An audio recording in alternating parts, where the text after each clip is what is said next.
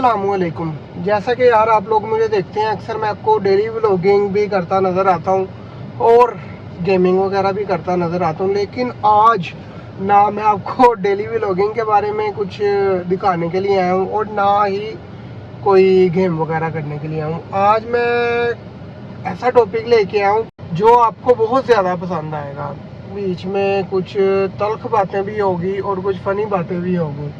मैं टॉपिक लेके आया हूँ, कुछ सवाल आपसे करूँगा और कुछ सवालों का जवाब भी आपको दूंगा।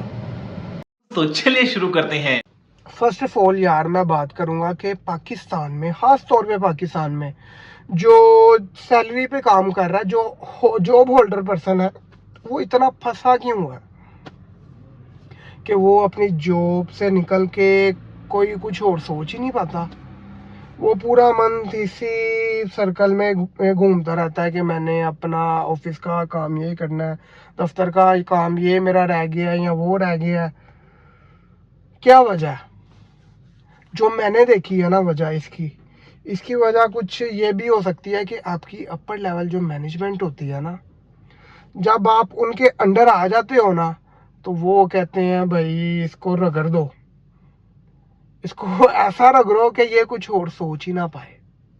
ठीक है, तो बस आपको इतना पंप कर देते हैं कि आप बस उसी सर्कल में घूमते रहते हैं। आप बाहर निकलने का सोचते नहीं, आप अपना बेहतर मुस्तकबिल नहीं सोचते कि आप कहते हो मैं इधर लगा हूँ, बस ठीक है, जो भी कमा रहा हूँ 70-75 या जितना भी कमा रहा हूँ बस ठीक है।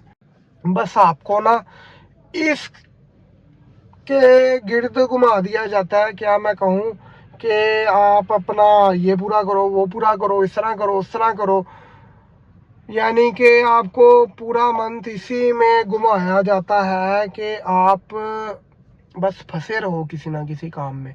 और जब उस काम से आप निकलते हो ना, तो आपकी कोई ऐसी ऐसी परेशानी आ टपकती है, जैसा कि आजकल बिल आ टपकते हैं कि भाई एला चेक में आ गया। बात तो सही है।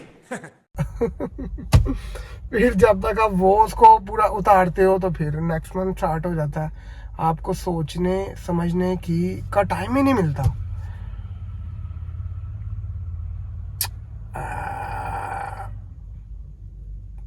दिमाग बंद कर दिया जाता है आपका और आपको दबा दिया जाता है। शाबाश, जहाँ पे हो यहीं पे काम करते रहो। और दूसरी बात यार, ये भी बहुत चीज़ है, जहाँ पे आप जॉब वगैरह कर रहे हो ना, वो आपका दिमाग में ये चीज़ डाल देते हैं कि आप तो दूसरे सेक्टर में जाके ये हो जाएगा, वो हो जाएगा, ये चीज़ नहीं मिलेगी, वो चीज़ नहीं मिलेगी, यहाँ पे आपको ये भी है, वो भी है, इस तरह भी है, उस तरह भी है।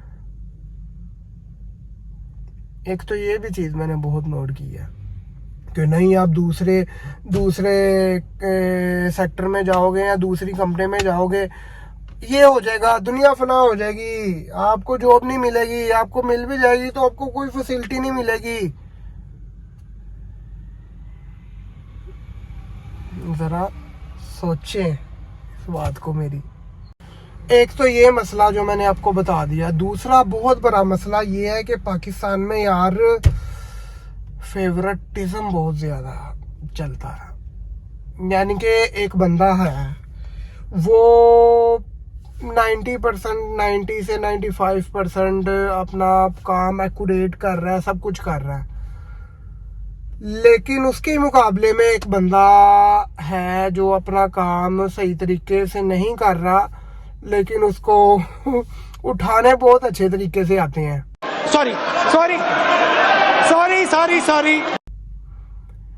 तो आपको क्या लगता है कि 90% जो अपना काम एक्यूरेट कर रहा है, 90-95%, क्यों 90-95% मैंने इसलिए कहा है कि कोई भी बंदा परफेक्ट नहीं होता, वो कहीं ना कहीं एक आधी गलती कर ही देता है।